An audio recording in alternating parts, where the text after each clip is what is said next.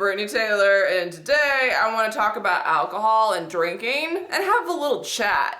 Because I have been drunk a couple times and tipsy a couple times, and it didn't go well. So, yeah, let's talk about why Brittany doesn't drink. Let me just start off by saying that I was going to be one of those people that never tried to drink, never did drugs, straight laced forever. I have never tried drugs or smoking, never will, but drinking, oh, fell off that boat. But what happened? It was my freshman year at ASU. I actually dropped out of college to pursue acting in LA, and I got a scholarship for drawing, like art, to go to ASU. But I like to do art for fun. It's not like a thing that I want to do as a career. I'm getting sidetracked. But my freshman year, I had suite mates. So it was like me, a roommate, and then I shared a bathroom with two other girls. And my roommate was crazy. Like, she painted Sailor Moon stuff like on our window the first day, and like told everyone that she could like give them love spells if they needed it. And she hated me, like, for no reason. I was nothing but nice to her, and she'd stay up all night. It was just bad.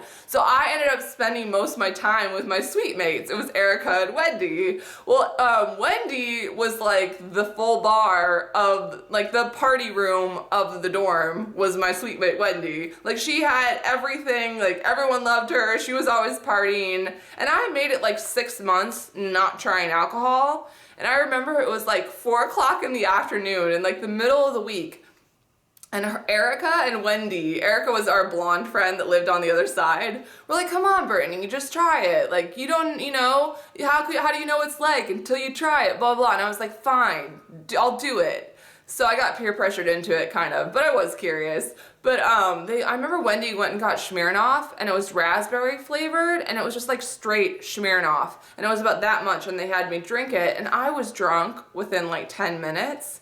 And it was bad, guys. I remember I don't remember her name was, there's a girl right next door that was a dance major, and she wanted to borrow one of my tank tops. She came over like right after I'd had the Smirnoff, and she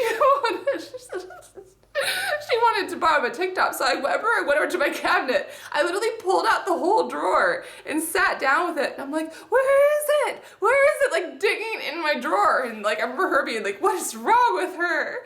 And then I think they decided just to follow me around and see what I was gonna do. So I left the dorm room and went up to the upper level on the other side, because how our dorms were it's like shaped like a square. And so on the other side, there's this guy, Mac, that I was hanging out with, and I let myself into his room, and I wrote him a poem, and it said, I want to go to McDonald's and get a Big Mac, and like everything rhymed with Mac. He never talked to me ever again after that. What? I mean, I let myself into his room and wrote him a poem.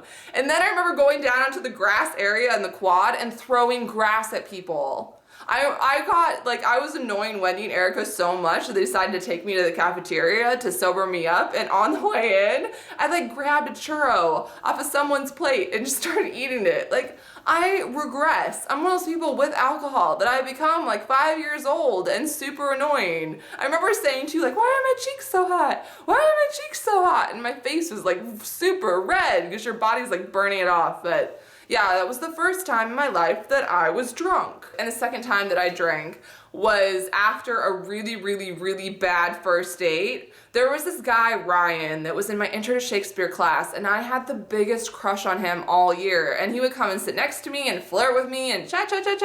And he finally asked me out on a date. So I was so excited, like, oh, hottie Ryan, we're gonna go have dinner and go to a movie, so cool. He shows up to dinner, and he'd shaved so close that he had a rash, bless his heart, all across his face from having like the razor burn, or I have no clue. Then he got a buzz cut, so he got his hair a buzz cut, and he was wearing pants hiked up to his waist and Birkenstocks, and he was so nervous that his eyes kept twitching because he wore glasses. And then I come to find out that he smokes. I didn't know he smokes, so he's outside like chain smoking every 15 minutes during our date.